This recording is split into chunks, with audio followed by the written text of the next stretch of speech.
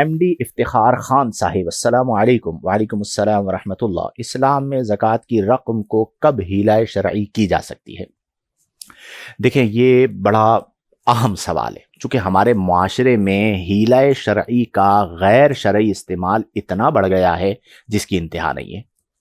اس بارے میں کوئی دو رائے نہیں ہے کہ فقہائے کرام نے ضرورتاً حیلہ شرعی کو بیان کیا ہے، لیکن یہ بھی اصول یاد رکھیں کہ الضرورت تتقدر بقدرها، جو چیز ضرورتاً ثابت ہوتی ہے وہ بقدر ضرورت ثابت ہوتی ہے۔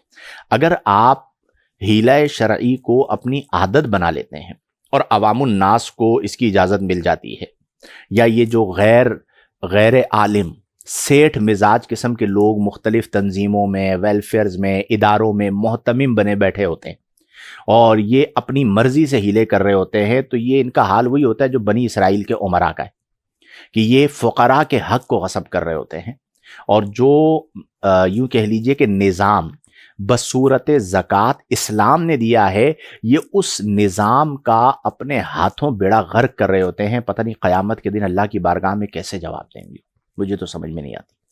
تو اس لیے میں یہ بات یوں سمجھاتا ہوں کہ غیر ضروری طور پر ہیلے کی طرف بالکل نہ جائیں۔ جو مصارف اللہ نے، چونکہ ہیلے کا مطلب کیا ہے کہ جو مصارف اللہ نے بیان کیے ہیں ان مصارف کو چھوڑ دو، اپنی مرضی کی جگہوں پہ لگاؤ۔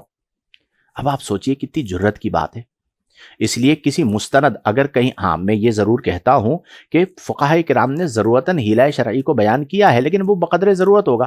اب تو ہمارے یہاں لوگوں نے تماشا بنا لیا ہے، جس کو دیکھیں اس چیز کے اندر مبتلا نظر آتے ہیں۔ تو زکوٰۃ اسلام کا پلر ہے۔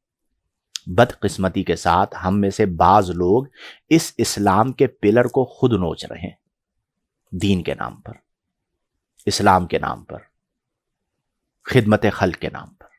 اللہ کی بارگاہ میں کیا جواب دیں گے؟